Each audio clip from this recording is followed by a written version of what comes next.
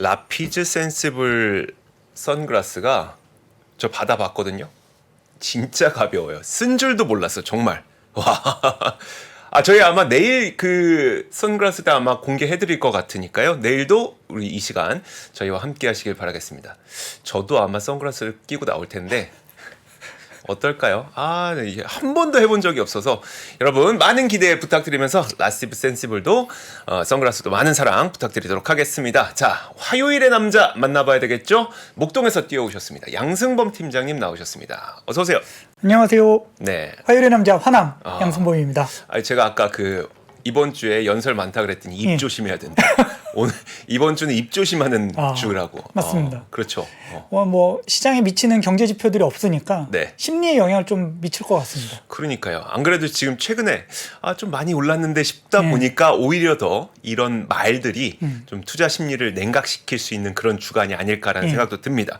자, 근데 어제 이제 그 휴일이었잖아요. 그러니까 휴장이었잖아요. 어제 뭐 하셨어요? 어제 저는 출근했죠. 노예가 아니다 보니까 해방되질 않았습니다. 노예가 그쵸.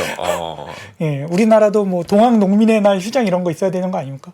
이제 한 100년 있으면 정해질 겁니다. 이번 휴일도 거의 150년 있다가 정해진 거니까. 100년 있으면 2021년부터 휴일로 정해졌다고 하더라고요. 우리도 100년 있으면 한 2123년쯤. 저희는 모시겠네요. 네. 자, 그러면 휴장이었는데 어디부터 한번 이야기를 해볼까요? 우선은 미국장 휴장이었으니까 유럽 증시부터 봐야 될 텐데요. 어제 유럽 증시는 경기 둔화 우려랑 또 22일 날 BOE에서 금리를 0.25%포인트 인상할 것으로 예상을 하면서 좀 조정을 좀 받았습니다.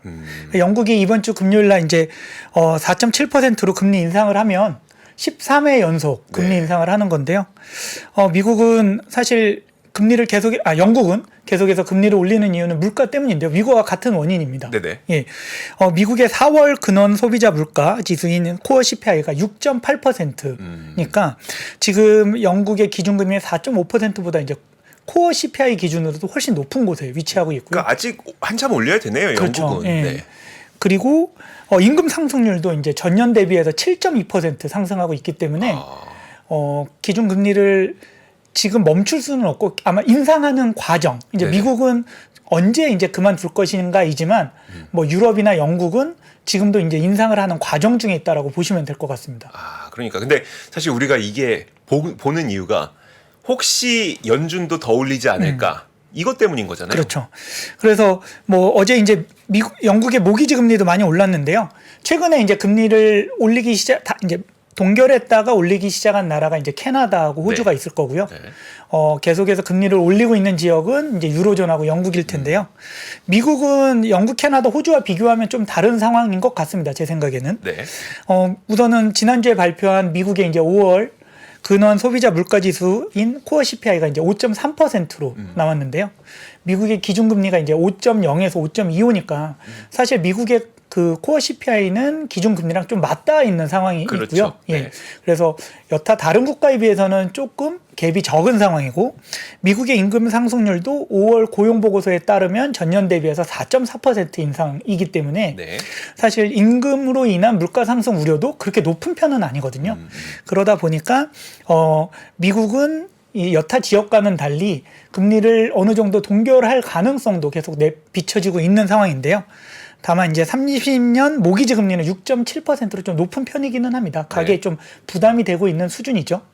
그래서 이제 앵커님 말씀하신 것처럼 7월에 금리 인상 여부에 대해서 이제 시장이 다 관심이 있고 이번 주에 이제 계속해서 연준 위원들은 매파적으로 반응을 할 수밖에 없는 상황인 것 같습니다. 이제 시장에서는 이게 이제 국채 발행과 맞물려서 실질적으로는 금리를 동결을 하지만 매파적 기조를 가져가서 단기 실질 금리를 어찌됐든 기준금리보다 높여놔야지 채권을 발행하는 게 좀 용이하기 때문에 당분간은 매파적 기조로 갈 텐데 7월 FOMC 회의 전에 이제 5월 PCE랑 6월 CPI가 이제 확인을 하고 우리가 이제 FOMC 회의를 지켜볼 거라서 깜짝스러운 문제가 생기기 전에는 연준 위원들이 말하는 것처럼 데이터를 기반으로 해서 결정을 할 거라 시장에서는 어느 정도 흐름은 예측할 수 있을 거다 생각은 하는데 아까 그 말씀 좀 다시 설명해 주세요.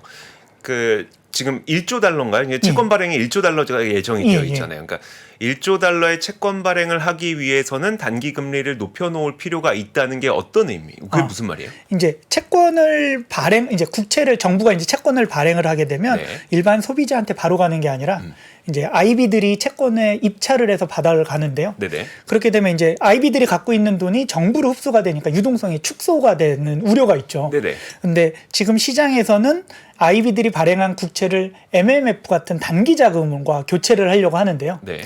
MMF 같은 경우에는 기준금리의 금리가 연동이 되어 있기 때문에 네네. 약 5%의 이제 금리를 제공하고 있는데요. 네. 지금 기준금리를 올리게 되면 MF 금리도 올라가니까 네. 기준금리는 동결은 하되 네. 앞으로 올릴 거야라고 해서 기준금리는 동결하고 시중금리를 올림으로 인해서 네. MMF의 자금이 국채로 전환되기가 조금 더 용이해요. 그러니까 국채금리가 네. 단기 국채금리가 MMF 금리보다 높아져서 MMF에 있는 돈들이 국채를 살 수 있게 유도하는 과정이라고 하는 것 같습니다. 아, 그러면 이제 그렇게 하는 이유는 그 시장의 유동성이 확 말라버릴 것을 우려해서. 그렇죠. 예. 그것을 좀 네. 완화할 수 있는 방법이기 때문에 아. 계속해서 매파적인 발언은 나올 수밖에 없는 상황이고요. 그러니까 1조 달러의 국채를 발행하긴 해야 되는데 예. 1조 달러가 흡수되면서 시장의 유동성이 갑자기 훅 꺼질까 봐 예. 그걸 막기 위해서는 매파적으로 가야지 그 상황을 막을 수 있다. 맞습니다. 예.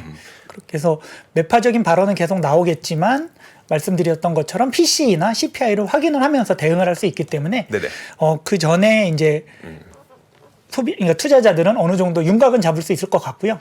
다만 이 CPI, 특히 코어 CPI가 안 떨어질 가능성이 높다는 우려를 좀 많이 하는 것 같습니다. 예, 그렇다면 이제 7월에 금리 인상을 할 수밖에 없는 상황이 오지 않을까에 대한 시장의 흐름은 지금 이어지고 있는 것 같습니다. 그렇지만 말씀하셨던 것처럼 어쨌든 연준 위원들은 매파적인 기조를 이어가야만 하는 이유가 있는 거고. 그렇죠. 근데 그 이유만 이제 넘어가게 되면 사실 실제 금리 인상까지는 연결 안 될 수도 있는 거니까. 그렇죠. 그 정도로 생각하면 되겠네요. 예, 지표를 확인하고 결정하셔도 된다입니다. 알겠습니다. 자, 최근에 미국 증시 많이 올랐거든요. 예. 여기에 대해서 월가에서 좀 어떻게 보고 있어요? 더 올라갈 거라고 보고 있나요? 아니면 많이 올라왔다. 이제 꺾여야 된다라고 보고 있나요? 이게 아무래도 이제 나스닥이 6주 연속 상승하고 S&P 500도 이제 5주 연속 상승하다 보니까 국내 시장의 투자자들도 많이 걱정을 하시고 최근에 우리나라 이제 서학개미들도 순매도 금액들이 이제 차익 실현하는 고객분들도 굉장히 많으신데요. 미국 시장도 좀 양분되는 것 같습니다. 이제 글로벌 하우스 기준으로 해서는 하반기에도 강세가 이어진다라고 해서 뱅크 오브 아메리카나 골드만삭스, GS는 그렇게 얘기를 하는 것 같고요.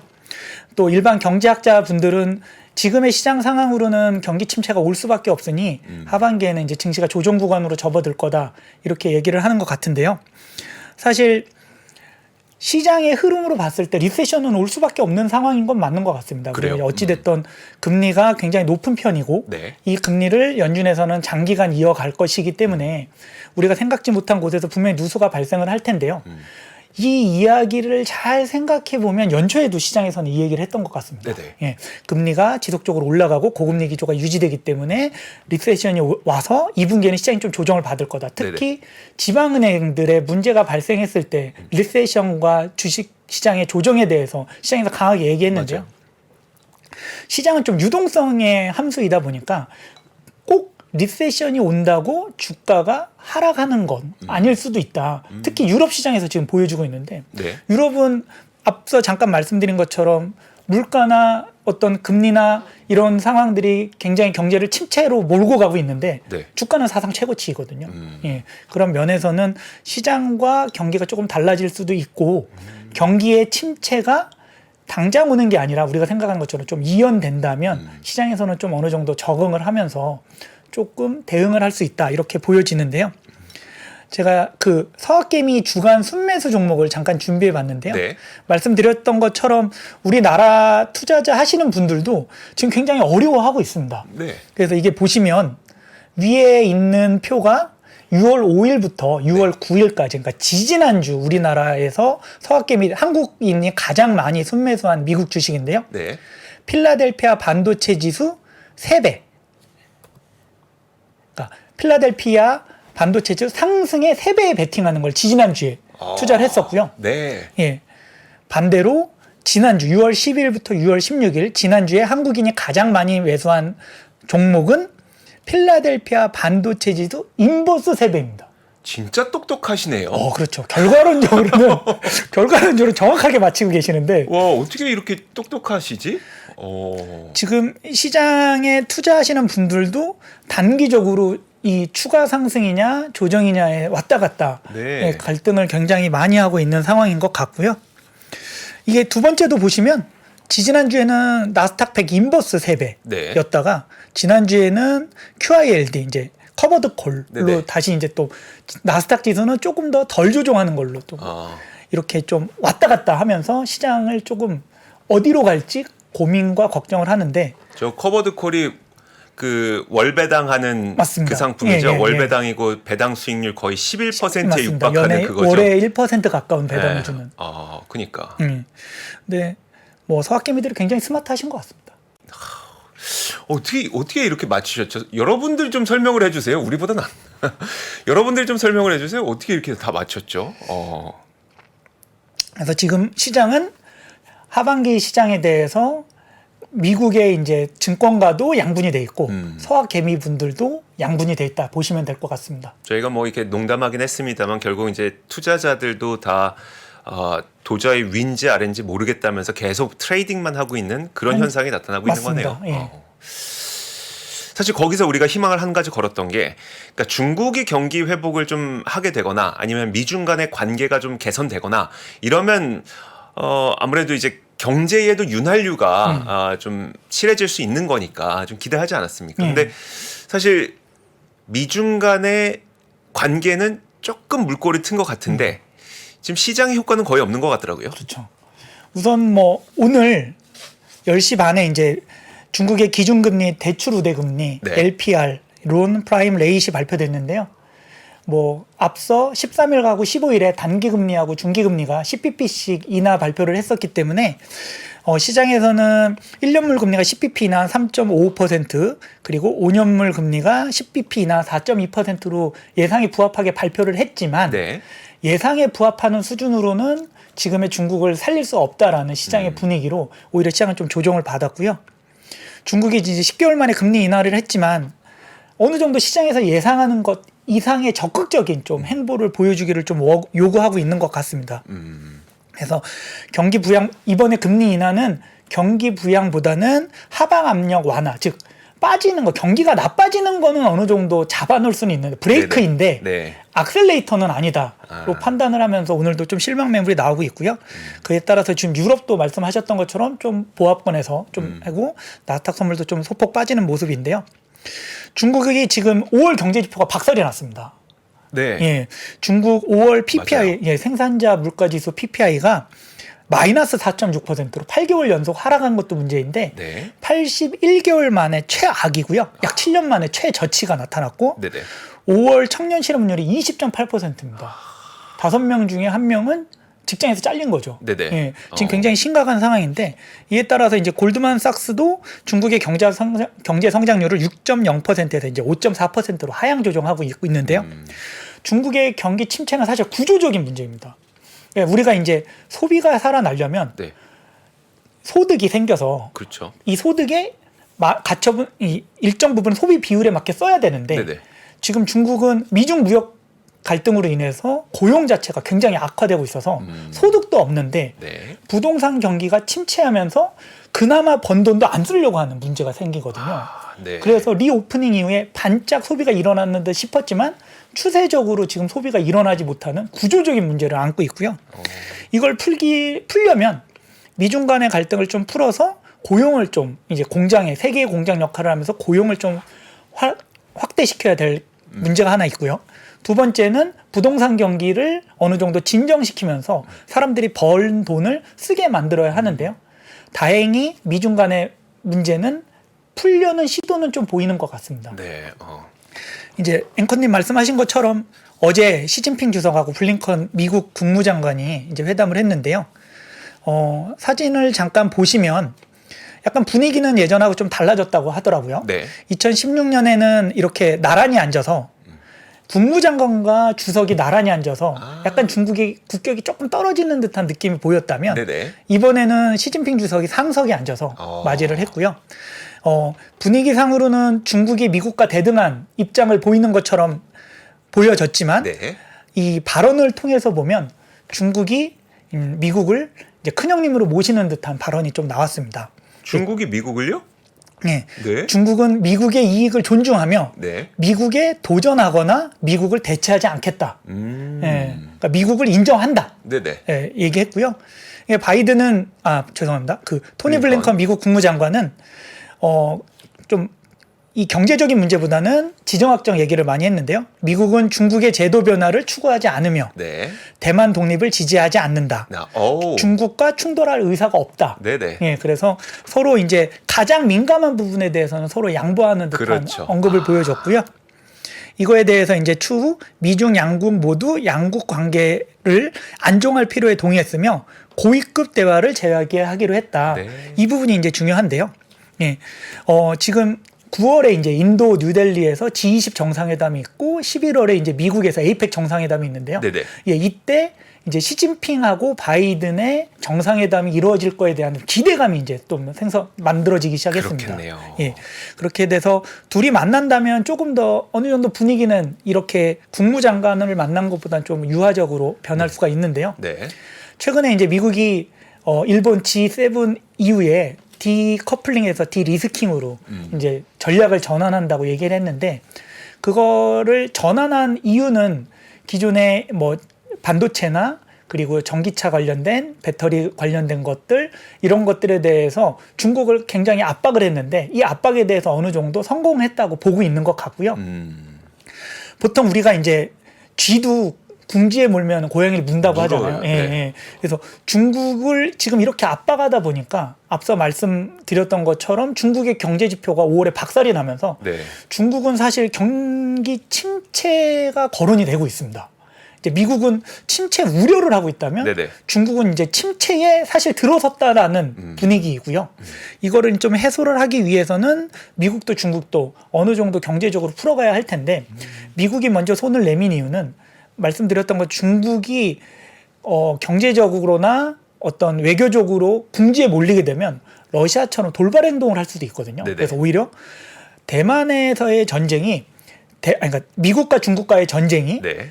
미국에서 중국을 압살하기 위해서 벌어지는 것보다는 네. 중국이 궁지에 몰려서 잃을 거 없다. 2판 4판으로 가자 해서 벌어질 수 있기 때문에 미국에서는 좀 유화적인 정책이 나온 것 같고요. 그래서 중국과의 경제 협력을 유지하면서 중국을 어느 정도 중국에서부터의 의존도가 많이 낮아져 있기 때문에 좀 유화적인 재수출을 보인 거다. 이렇게 네. 보여지고요. 중국도 5월에 이제 마이크론 제재를 통해서 사실 미국의 화해 제스처를 좀 뿌리친 네네. 적이 있었는데요. 그랬죠. 예, 이번에는 이렇게 생각지도 않게 블링컨 이제 국무장관을 시진핑이 먼저 만나겠다라고 네. 얘기가 이제 보도가 나왔었는데요. 말씀드렸던 것처럼 이제 미중 간의 갈등이 지속적으로 해서 중국의 경기를 리세션으로 끌고 가는 것을 좀 막으려고 하는 것도 있고요. 어느 정도 미중 간이 상호 간의 이익을 위해서는 지금의 이 서로 간의 감정의 갈등은 좀 완화해야 될 필요가 있다는 상호 간의 이익이 좀 맞았던 것 같습니다. 그러니까요. 그러니까 뭐 그러니까 속도는 모르겠지만 계속 풀려가겠죠. 네. 결국. 근데 시장의 반응은 우선은 네. 너무 기대하지 마라. 예. 이걸로 미국과 중국이 구조적으로 화해와 협력을 가기에는 너무 먼 길이 남아 있고 네네. 지금 감정의 골이 너무 심하다로 보고 있는 것 같습니다. 언론에서는. 알겠습니다. 그러니까 사실 물꼬를 튼 건 맞는데 그것 때문에 지금 확 중국 주식도 좋아지기 어렵고 미국 주식도 이걸로 추가 상승하기 어렵고 네. 이런 상태네요. 맞습니다. 최악의 상황은 지났다라고만 보면 될 것 같습니다. 알겠습니다. 그래도 이게 어디입니까? 그 블링컨도 지금 보니까 우리는 대만 독립을 지지하지 않는다. 네. 이게 공식적으로 이렇게 맞습니다. 얘기한다는 네. 거는 진짜 완전 큰 손 내민 거죠. 그렇죠. 네. 제일 큰 문제가 그거였는데. 시진핑도 우리는 미국을 대체하지 않겠다. 그러니까요. 미국 나발이는 건들지 않겠다. 니은 이응 그렇죠. 비읍 리을 예. 거긴 건드리지 예. 않을게. 예. 좋습니다. 자, 근데 한 가지 더. 지금 파리 에어쇼가 열리고 있더라고요. 19일부터 26일까지인가 예. 개최가 되죠. 우리나라도 여기 좀 참석을 했고. 예, 네. 카이가 이제 참석해 네. 있는데요. 이제 파리 에어쇼가 세계 최대 에어쇼인데요. 네. 제가 사실 공군 장교 출신이다 보니까. 아, 정말요? 아, 그럼요. 공군에서 근데 파일럿은 아니었잖아요. 아, 그렇죠. 뭐 하사 하셨어요? 장교죠. 책상 지키고 있었죠. 예. 네, 병사들 관리하고. 아이, 적어도 이게 뭐야 콕핏인가요? 콕핏 한 번 정도는 보셨어야지. 아, 근데 이제 제가 이제 그 공군 장교들이 에어쇼에 차출돼서 이제 행사 요원으로 가거든요. 가면 뭐예요? 사실 뭐 이렇게 비행기 저도 그 에어쇼에서 비행기 처음 보는데 공군 장교지만. 아이들이 이렇게 비행기 타는 거 네네. 도와주고 내릴 때 손잡아주고 이런 거 하는 겁니다. 아, 그런 일 하셨구나. 네. 군대에서. 알겠습니다. 네, 그래서 좀 네. 감회가 남다른데요. 파리 에어쇼가 이제 세계 최대 에어쇼이고요. 네. 2021년에 이제 코로나 때문에 취소가 된 이후에 4년 만에 이제 재개가 됐는데요. 항공 산업이 이제 최근에 회복기에 접어들면서 에어쇼 분위기가 굉장히 긍정적이었다고 하더라고요. 네. 예, 유럽 연합의 항공사인 에어버스가 어제 세 곳의 항공사로부터 533대의 항공기를 수주했는데요. 와. 예, 주력기인 320 A320은 500대를 단일 고객인 인도 LCC 업체인 인디고 항공에 네. 수주를 했는데요. 이거는 항공 역사상 최대 규모라고 합니다. 와. 네. 이게 단순히 계산을 해보면 A320 한 대가 1,300억 원 정도 하거든요. 네네. 근데 이 500대를 팔았으니까 뭐 좀 할인을 해서 파더라도 5, 60조, 수십조 원에 네. 예, 지금 수주를 받아냈고요. 와. 이제 에어버스 같은 경우에는 올해 초에도 인도 국영 항공사인 에어 인디아에 470대를 수주한 것도 있기 때문에 네. 최근 예전에 한 10년 전 예전에 뉴스를 보면 중국이 이제 항공기의 큰 손이라서 네네. 한번 방한하고 오면 막 이렇게 300대, 400대씩 그쵸, 샀는데 그쵸. 네. 요즘은 인도가 가장 큰 항공기의 큰 손인 것 같습니다. 아, 그렇구나. 아니, 지금 몇 달 만에 지금 1,000대 가까이 판 거잖아요. 그렇죠. 올해만 1,000대를 수주한 거죠. 올해만. 예. 네. 그래서 이거는 이제 뭐 항공기이기 때문에 당연히 네네. 이제 제작하는데 오래가 걸려서 지금 당장 재고를 파는 건 아니고요. 그렇죠. 네. 2030년부터 5년 동안 나눠서 인도에 인도를 한답니다. 30년이요? 2030년부터 2035년까지. 아, 되게 뒤에 거네요. 예, 예. 어. 지금 당장 만들어줄 수는 없고, 네네네. 예, 지금 만들어진 것들을 팔고 2030년부터 5년간 인도의 인도. 나중에 인도의 인도. 아, 지금 그거 노리신 아, 이거 제가 계속 세번을- 참고 아. 있었는데 그걸 굳이 계속 하셔야 되겠습니다. 인도의 인도 알겠습니다. 예. 웃어드리죠. 인도의 인도. 차도로 차도.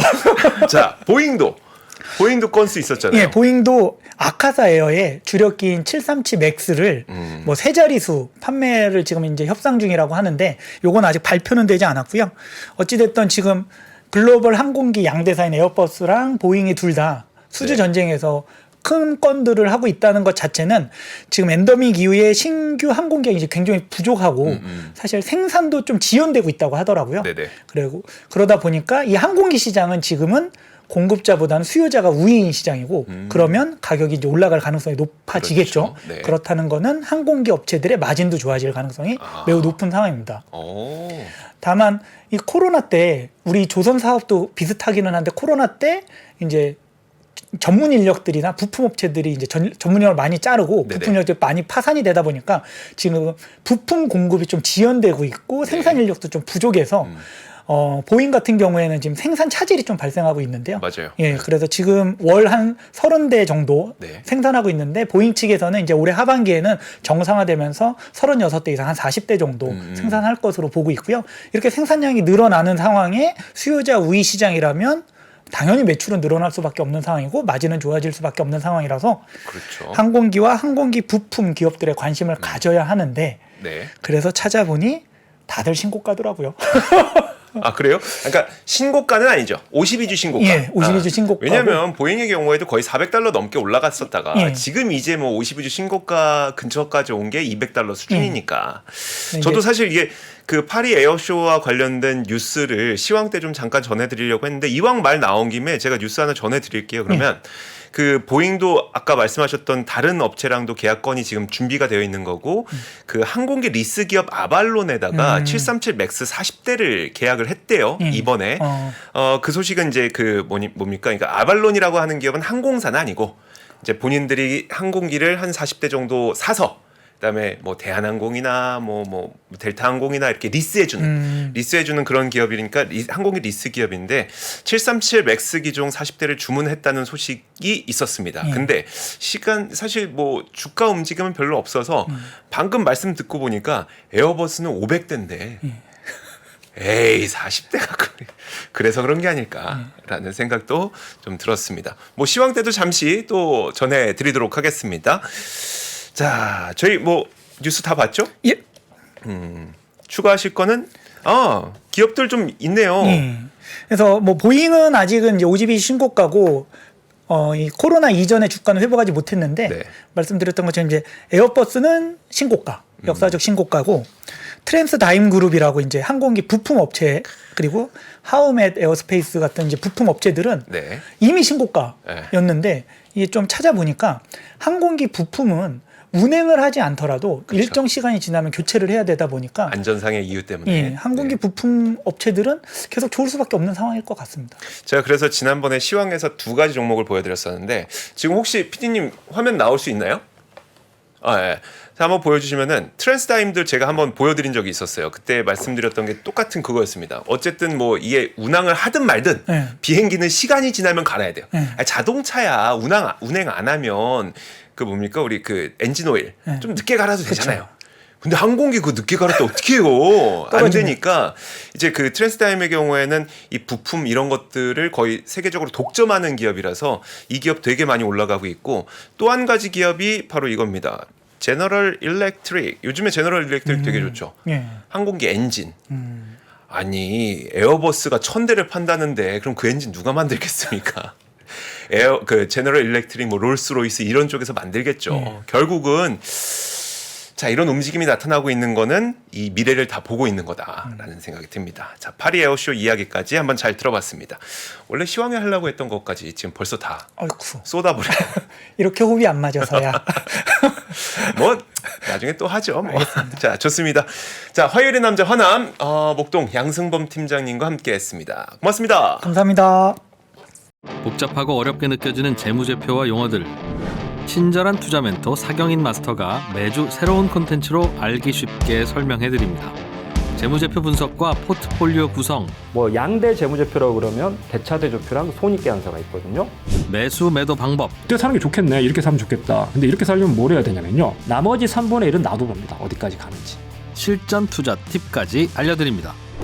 오직 3프로 멤버십에서만 만나실 수 있습니다.